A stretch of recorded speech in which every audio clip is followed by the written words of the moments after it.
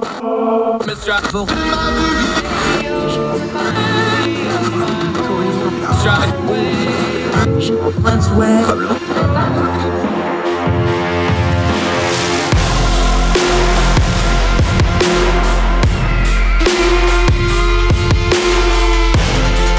your host, Andrew Donaldson.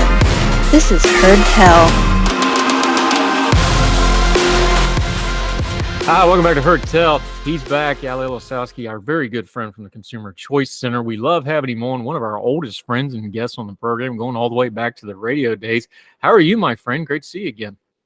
Yeah, things are all good here, Sir Andrew. We're, trying to survive the clocks backwards and things. We always do this whole daylight savings rigmarole every couple of months, and nothing gets passed. Everything changes all the same. We still have to change our clocks and suffer with young kids that wake us up at all hours. Yeah, it got dark early, and the sun came up faster this morning, and the dogs were very confused. That's basically all I got out of all of that. And the trick-or-treaters had to stumble around in the dark and the cold, but what do you do? Excuse me. I can't believe I'm actually going to let you talk about this on my program, although I love having you on there, but let's talk aliens, buddy. You already corrected me once. We know the old nomenclature, UFOs, extraterrestrials, ET, aliens. There's new terminology, though. Educate me, my friend. What is this new terminology, and why are we remixing this? Well, it goes back to the terms. So we've heard for a long time unidentified flying object, which essentially just means anything in the sky, and we don't know what it is. Can't see it on a flight tracker. It's not a military plane. It's not a weather balloon. We just don't know what it is, and it was classified as such. So in the last, I would say 7 years, that terminology has been changed. So we don't say unidentified flying object anymore. The official government nomenclature is now unidentified anomalous phenomena, and meaning essentially anything that's in the sky that we can't explain or that we have not yet decoded what it is. So why are we talking about this? It really goes back, I would say, to Senator Harry Reid and to Congress. I'm keeping it in the lanes here, but we've had, through a mechanism of government amendments to various funding bills to the NDAA, there has been made money available to different parts and elements of both the intelligence and defense communities to uncover what documents, what information, what evidence our government has on different UAPs. So that goes back all the way to Roswell, 1947, but it also is the weather balloons that you might remember were floating above your house there, Andrew. That was in early February and late January of this year. And in these kind of scenarios, what we've gotten is various committees, we've had congressional hearings, and we now have had 3 specific task forces funded by Congress, hosted within either the Defense, Navy, Space Force, all these different agencies. And the entire idea has been to try to figure out who has what information on any UAPs we've ever had classified, and to try to figure out a process for eventual disclosure. So it has nothing to do right now with non-human intelligence, aliens, little green men. It has everything to do with what's in our skies. Where does it come from? Is it from adversaries like China or Russia, or is it just technology we don't yet understand?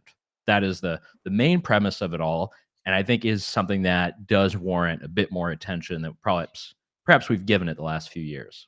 Yeah, we joke about the alien part of it, but there's actually really good work that needs to be done here. You mentioned Harry Reid, for the uninitiated, the longtime senator from Nevada. The reason that's important, the United States government owns, I think it's like 85, 90% of Nevada. Most of Nevada is test ranges for the government. That includes Area 51. No, they don't do aliens there. It's just where we do a lot of test flights and stuff like that. People live in Vegas. They fly out there. They do all this stuff out in the desert, along with a bunch of other places out there. Thank you very much. This stuff's important, though. We talked about the balloons from China. We know that there's, increasing. We now have multiple countries that can put satellites in Europe. Most of them are friendly. Some of them are not. Space is getting more accessible to more people. You now have private entities, not just SpaceX with the Starlink stuff, but other people, the Chinese are up there, the Japanese are up there. India is becoming a space power now. We have to keep track of the skies for a lot of reasons. It's not just the Cold War that ICBM might come in with the nuke. There's intelligence reasons. There's weather phenomenon, climate phenomenon that we got to keep track of that shows up sometimes. There's a lot of legitimate reasons for this stuff. I think there is, and it does come down to security. And probably the most watched hearing in Congress for a very long time was a House Oversight Subcommittee hearing in which you had a purported whistleblower by the name of David Grush, who was formerly of Naval Intelligence, later a part of something called the UAP Task Force, which was funded by Congress. And he gave testimony as to various interviews and documents that he had seen about whether there was a crash retrieval program for UAPs in the past. There are all these different elements, but I think what was the most important is that there are things that are in the sky that we don't know where they're coming from, whether it be China, Russia, or elsewhere, and we don't currently have a system to properly track and disclose that to responsible parties. And this has been kicked up just in the last few days. There is something called the AARO. I have to be sure I get all of my things correct here. So this is the All Domain Anomaly Resolution Office. And this is another agency that is part of the Defense Department, which was, per the last NDAA, National Defense Authorization Act, given authority to cover all UAP sightings of government folks and military contractors. And what they have revealed in like the last day or two is they now have all this portal. They've received different sightings. They've received all kinds of documents and reports. And probably the biggest nugget that we have, not just this agency, but in the current NDAA that is now being debated on, it's being negotiated between House and Senate, there is a part in there called the UAP Disclosure Act. And it's actually pretty wild. Because it's not being talked about at all. It would actually give $20 million to a brand new review board that would be called the AARO Review Board. It would look at any of the large disclosures that should be made available to the public on UAP sightings or relevant government programs. So there have been various efforts at legislation to try to uncover programs that might be related to either sightings or research for many years.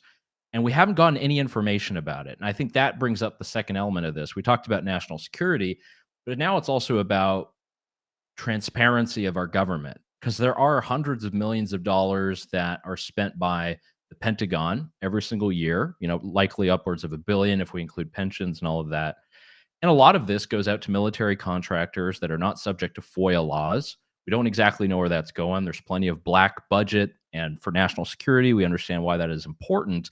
But a lot of this stuff could be harboring technologies, vehicles, programs, documents.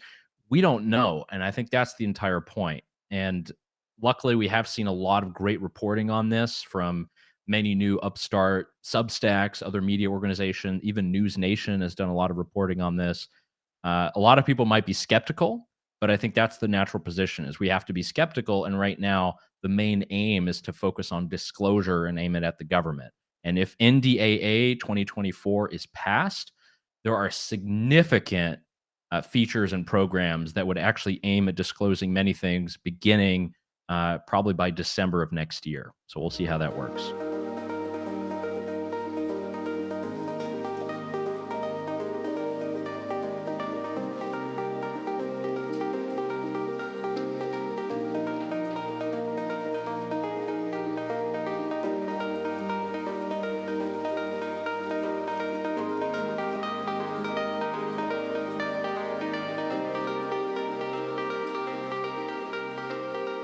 Yeah, Yaël Ossowski, Consumer Choice Center, joining us. To me, there's two prongs to this, and then we'll get to the little bit more crazier stuff with the aliens in a second.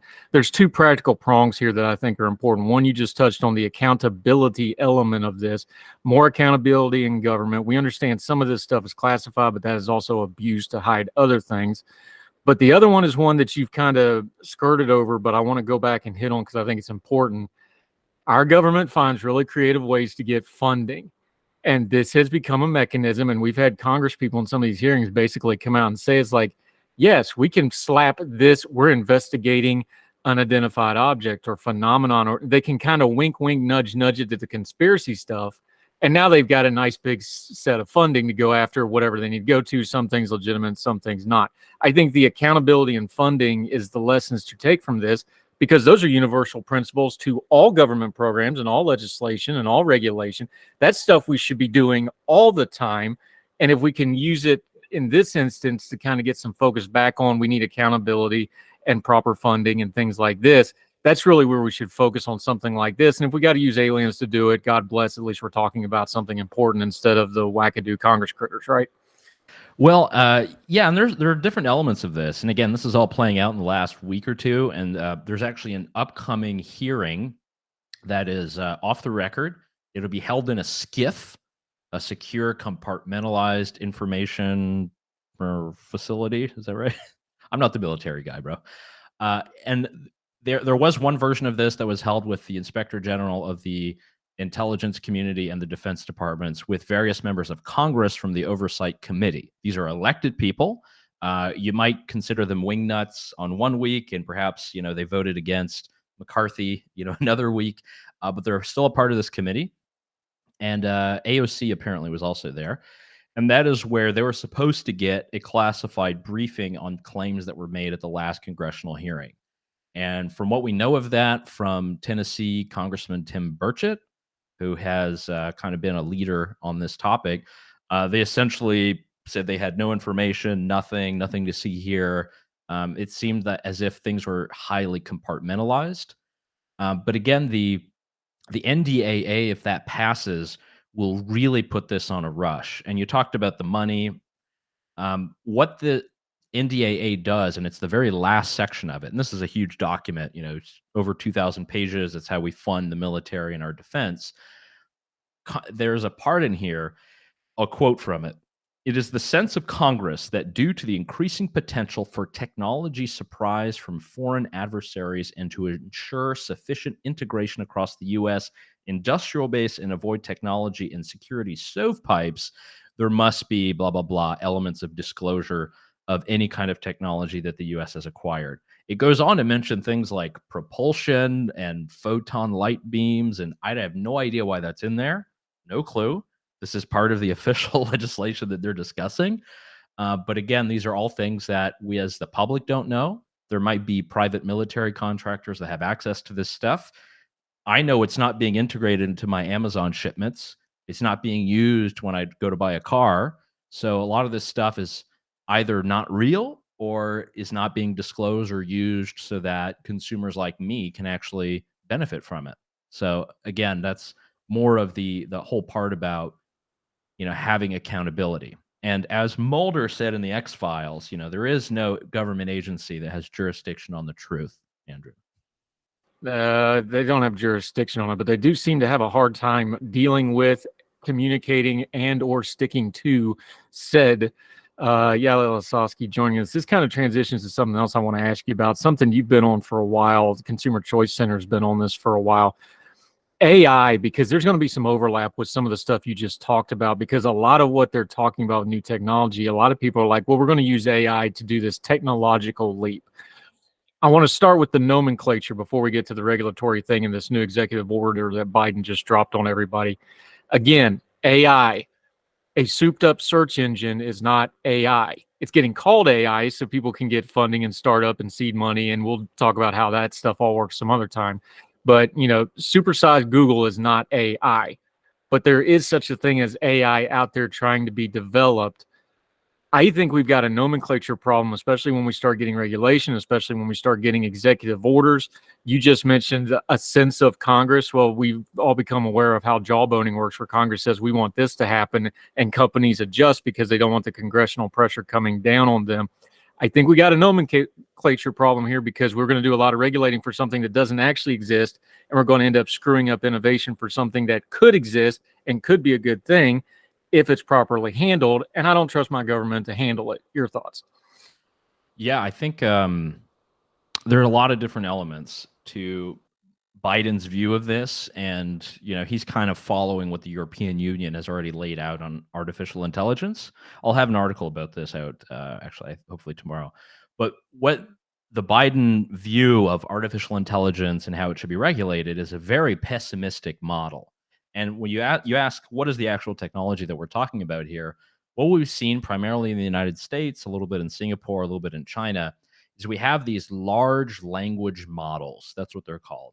And this is essentially just a huge database that has every possible piece of information, command, you name it.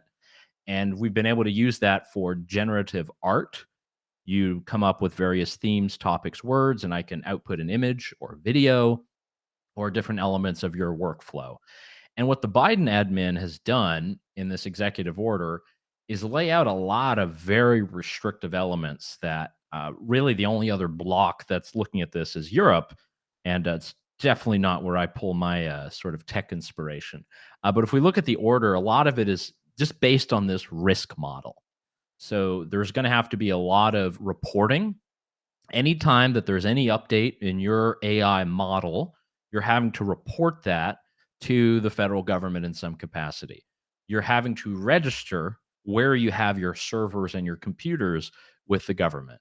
There will have to be a continuous review of your safety outputs on your product for government review. Again, there's nothing about how AI will improve our lives, living conditions, technology, innovation, and a very pessimistic view about how do we control this and restrict it. I think it's kind of problematic what we already have from the Biden administration. The focus here, again, he's using elements of law from the Defense Production Act, something that Biden has invoked, I believe now 9 or 10 times, to have various parts of executive authority. And this is supposed to be something used around wartime, but it's being used here to try to figure out how we can restrict and hopefully direct development in AI. I think it's the wrong approach.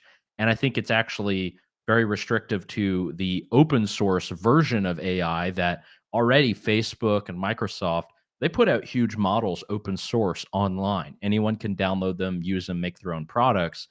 What the Biden executive order does, it actually goes against that ethos and is going to make that more difficult, more costly. The compliance costs are going to go through the roof. And you're only going to have a few incumbents who are going to be able to afford this. And unfortunately, we're not going to have a Silicon Valley of AI if this actually goes through. We're just kind of going to have a very government, regulated, stinted program. And yeah, that could be pretty bad for the American people.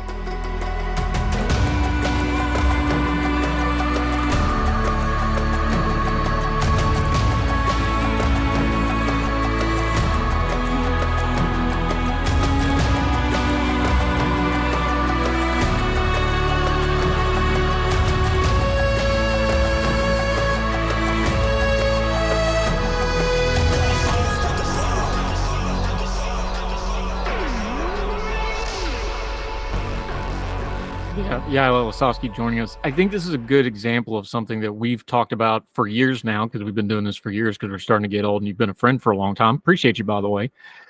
We're doing this backwards. So basically, and Biden's doing this, but everybody else does it too. I'm not just picking on him, but he's in the chair, so he gets the blame for this one.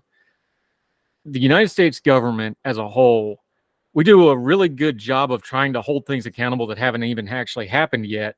But then, like the thing we were just talking about with, the unidentified and the government investigation stuff, we don't want to actually do accountability for the stuff that has happened or is happening. We have this exactly backwards when it comes to accountability. We're scared to death of this future technology, so we're trying to hold it accountable while it's still in the gestational stages and you don't even know what it is. It's like Seven, what's in the box? We don't know what's in the box. Oh, it's going to be a severed head. You don't know that yet. Just calm down. But we want to have all kinds of accountability for this thing way out there in the future that's scary, but we don't want to have accountability over Congress is doing right now or has been doing in the last few years. And then we go, well, why are we having budget issues? Why are we having government shutdowns? That's kind of a core reason right there is we're doing this stuff backwards. Yeah, we kind of are. I think it does have a lot to do with rhetoric. And, your best buddy, Elon Musk, has talked a lot about the existential threat to humanity of artificial intelligence and AI. And one founder of a sort of Google AI I think it's Andy Nig is his name. He made the point that many of these companies are like using these, worst case scenario doomscape things to really try to entrench themselves as the incumbents and make sure that the regulations are something that favor only them, which that's classic regulatory capture. But yeah, we barely have this. The generative AI and the inputting, whether it be Chat GPT or something else. This has been around a year. you know, we've actually seen a consumer facing model for a year. There's some impressive stuff. It is not changing the scope of our entire work lives. But again, this is step by step. And if you think that the entrepreneurs know the potential of this, you're wrong. They don't know. It's all entrepreneurial discovery. How is anyone who's in a bureaucracy or in a government agency supposed to also stay on the same level and then have some kind of approach that would be amenable to innovation, that would be amenable to protecting your rights online? We just don't have it yet. So I think the simpler approach, just keep the laws on the books, enforce those. If there are people who do things with misinformation, disinformation, do things around elections, we have laws on the book for that. I think it's just we got to wait and see. Singapore is taking that approach. We've seen that with some Latin American countries as well. If we just allow the entrepreneurs to deliver us something and we can better understand it, perhaps there's a time to do it. I just don't sincerely see the case for coming down on AI on that much, with at least with regulation through executive order. Perhaps something with Congress and hearings and accountability. There is another theme, but yeah, we'll see what happens with that. Yeah, and we definitely don't want to follow the EU because their tech sector compared to our tech sector, it's not particularly close right now, especially on innovation. Yaël Ossowski joining us. I was just it brought to mind a conversation I had with somebody who's extremely smart, way smarter than me, and they were kind of correcting me on something, and they think on these things. And I made some comment about how the smartphone was a revolutionary technological step. And this is one of the smartest people on the planet stepped in. He goes, "No, it wasn't." And I was like, "What do you mean?" He goes, "It wasn't revolutionary. It was a consolidation of existing technologies into a consumer product where everybody had access to it. That's not revolutionary. That's a condensation of existing technology." And his argument to me, and it made me think, he said, that's how you need to view the AI stuff. This is not going to be an evolutionary, revolutionary step that people think it is. It's just going to be another consolidation because it's just changing the format of how information is handled. And of course, his argument is stuff like, the computer age, that was a revolutionary step because that created the information wave that and the rest of this is surfing.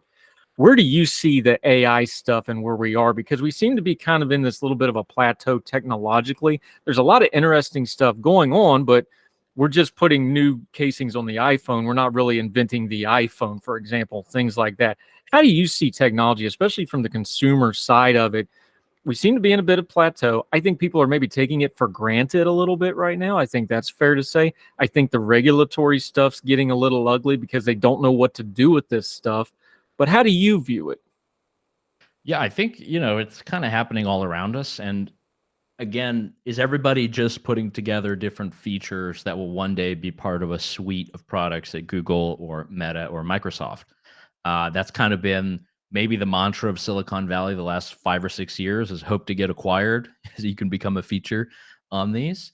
I think there are some elements that are obviously very helpful. And again, I mentioned using Chat GPT, or for us writers, it feels a bit like cheating. So that's why I don't touch it too much. But definitely with images and videos and creativity, there's a lot that can be done. I think actually where I am a bit more, I will dip my toe into the pessimist pool. Otherwise, I'm a total tech optimist. I think, if we can apply this in any way to healthcare delivery, figure out ways that we can have better competition, lower cost, I'm all for it. The pessimist wave, I'm looking more at what are our restrictions going to be on how government can use AI? And this is not really addressed within the Joe Biden executive order. We already know how police departments are using things like facial recognition. There's a startup called Clearview AI that the reporter Kashmir Hill, I believe she's at New York Times, she wrote a book about this. They've been able to amass the largest photo database of any entity in the world, bigger than the US government. And they're selling that information to governments in order for those governments to take on investigations, all these different things. I think the legislative focus while there's all this innovation happening, has to be a restriction on what governments can do with this stuff, how they're able to use it. If we think of like the worst case scenario, it's a Minority Report, Philip K. Dick predictive crime scenario. But we also have to find a way that we can still use our Constitution. We can still invoke our individual rights. All these things that are happening, I think will have a different use case depending on your industry, and it'll take time. And the greatest innovation might not be there. But I think putting restrictions on what government can do with it, I think that's going to be a more important question of our time than what, new whistle bell app is delivered to us on our phone. That's kind of how I'm viewing it for right now. Still very much a tech optimist. Just would not like to see too much discretion and power used by government, which would not only stop the entrepreneurship, but also perhaps down the line endanger our own rights and freedoms.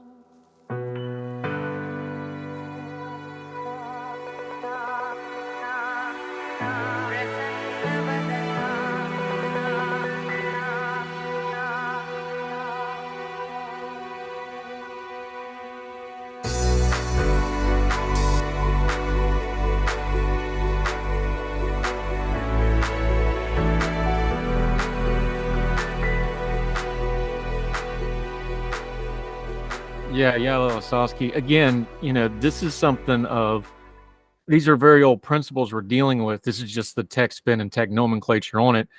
You go back to the American Constitution. It is limiting what government can do to the people because the people have inalienable, inherent, enumerated rights, and the government can't do anything about it because the government doesn't give them that right.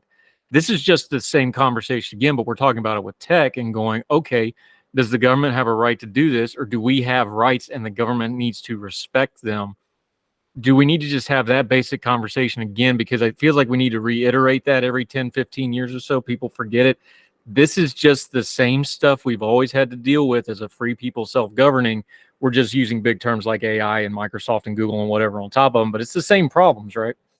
Yeah, and I think I'll give you a recent example. We've heard from it's a couple of very good journalistic reports about private mobile data. And we saw this a little bit during the pandemic. They would tell us, oh, we've seen there's less people that are driving into downtown. Well, how do they know that? Well, they know because they have the cell towers that are tracking everyone's cell phone. Okay, but the government doesn't have that information. How are they including that in the public health statistics? Well, they actually go out and buy the data from data brokers who buy it from the cell phone companies, the towers, the infrastructure providers. I think that is something that we have to be very wary of as well, because a government needs a warrant to access certain information about your location, about what you're doing on your phone, where you are at whatever time. But if they're able to bypass that using third parties, it's the same in the UAP discussion where there's third parties, military contractors. There are ways to get around FOIA. That is something that a practice that is far too ingrained in government right now.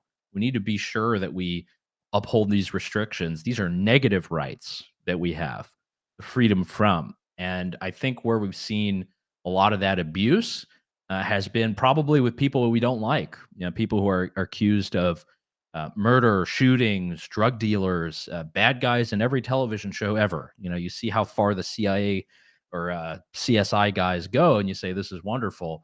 But we have this fabric of a constitutional order that exists for a reason, and we can't sacrifice it, whether it be because there's a war in the Middle East and we're trying to promote one side or another. A lot of things are inherent, and I think we're losing sight of that recently. And I think technology in some cases could make it worse. So I'm dipping my toe right back in the pessimist pool. Yeah, Yaël, Ossowski. I want to round this back up to the consumer choice level, which is your wheelhouse. I think there's a good bit of just good old-fashioned corruption that rears its head with this too. We just covered on the show the Matthew Perry thing, where apparently, the TMZ paid off the law enforcement and got the story before anybody else did. Wolfgang Van Halen was tweeting about it and said, yeah, when I was in the hospital, when my dad died, we hadn't even left the hospital yet. They had it out because they paid off a medical worker. We're talking about the government doing government employees like law enforcement, healthcare employees. You were talking about healthcare reform earlier. I think that's a part of the data information war that we do need to deal with in a regulatory way, in a law enforcement way. there needs to be some real penalties to people, especially government people, especially healthcare people, who deal with personal data and just sell it off to people. Good old-fashioned corruption has been going on for forever.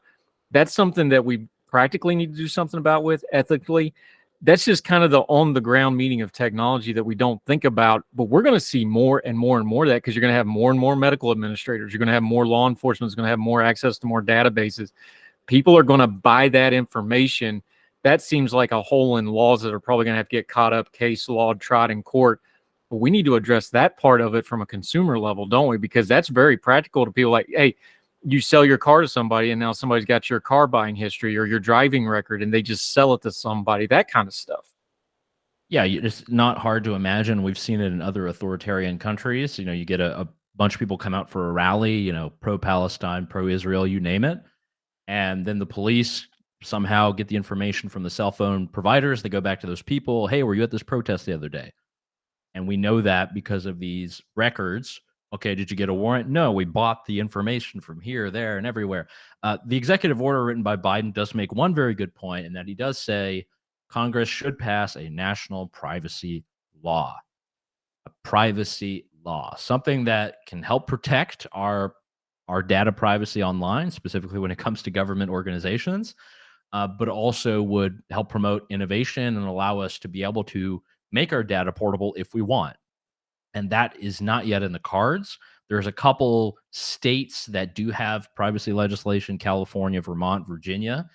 These are somewhat comprehensive, oftentimes too restrictive, and take, again, an influence from the European GDPR, the General Data Protection Regulation, which goes too far. I can attest by how many cookies I have to reject each and every day. But that is something that we have to come up with. And I made a similar point around the whole argument of central bank digital currency, CBDCs. There's a lot of people who'd love to ban them outright and do it. The only way you can actually do things legitimately, legally, and constitutionally in the US, especially at the federal level, is restrict Congress from passing a law on X or Y, or restrict executive agencies from practicing some power.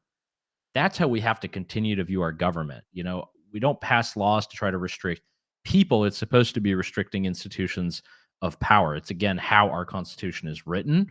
Things have changed a lot in 100 years, and we've really gone down to your own behavior, the things you buy, the things you drink, the things you smoke. But I think there has to be a return to that, because we have a system of negative rights that should be protected, that are, the basis of the American experiment. We've kind of gone too far. However, this is why technology is good, trade is good, competition is good, and we do have an out if in case we do feel we're being abridged. Yeah, Ossowski joining us. We saw a little bit of case law along that where the courts did step in and told cops, like, no, you can't just geofence a whole group of people and start picking people out, although they're going to keep trying to do that. You can imagine how that could get used for protesters. Are you going to start targeting the smoke, the VA's a smoke-free campus, the same 4 people are outside the gate smoking every day? Are we going to start targeting smokers? Are we going to start targeting legal gun owners? Every time the Democratic Socialists want to have a rally, are they going to get targeted? Pick whatever you want. You can see where that stuff could go bad in a hurry, because there's always going to be this push-pull between the government, law enforcement. Healthcare is going to want to start getting more of your private data, especially the insurance companies, because they're going to want to find a way to get out of those insurance contracts. The healthy push-pull is going to start encroaching into that privacy stuff. What do you recommend folks look for to where the line gets crossed? Because they're always going to push it. There's always going to be that. And it's not an unhealthy thing, frankly. There should be a little bit of push-pull on the cutting edge of this stuff, because we're all trying to figure it out and technology has to advance. Give folks 1 or 2 things to look for as consumers of when it crosses the line, or when they should start reading up on it, or when it's time to start haranguing the Congress critter, or whatever the case may be. I think the best thing to do right now is, it's not even the old, write your congressman, is just start using privacy tools to be sure you can opt out of all this stuff. So start using password managers, start using email alias things, encrypted emails, start using browsers that don't leak out all of your information. Stop allowing ads. You can block cookies if you want. All the tools already exist. And that's how you're going to be sure that you don't get your information out, and make it as easy as possible. You can go on the dark web right now and scan every large corporate data breach that you've ever had in the last 50 years, and everyone's information is there. You can find social security numbers, you can find addresses, passwords that you might have had on your Yahoo in 1999. So the best thing to do now is just to protect yourself using the tools that already exist. I think that's sincerely the best way we're going to get through this until a federal data privacy law exists where people will have some level of private right of action when your info is leaked. That's the best thing to do. So again, password generators, be sure you try to use a different email for various services that are important or not. Use two-factor authentication as much as possible. That is the only way that you're really going to be able to protect yourself. It'll take a long time for Congress to do it. And I think we have it within our power to do that right now, online, at home, for our families. So why not start now? Yeah, Yaël Ossowski, our very good friend from our friends over at the Consumer Choice Centers. Great folks over there. Have a few new names too. We'll talk about soon. Try to get some of them on the program. Let folks know where they can keep up with you, what y'all got going on, and how to follow you until we get you back on the program again, my friend. Love it, Sir Andrew. So yeah, we're at consumerchoicecenter.org. Active on all the social medias as always, trying to keep up with all the trends. But you'll see kind of all of our articles, all of our media hits, clips, policy primers, and more over there on the website. So have some nice stuff. Again, things on AI, things on private rail, healthcare. We got it all coming in the next couple of weeks. I'll be sure to send it your way. Attaboy. We love having it. Follow them. They do really good work, and we always appreciate them. Yaël is one of our oldest supporters of this particular program. He tells me all kinds of tech stuff that I still don't understand. I just do what he tells me to do. Yaël, I appreciate you, my friend. Thank you, sir. Thank you, Mr. Donaldson. All the best. Yes, sir.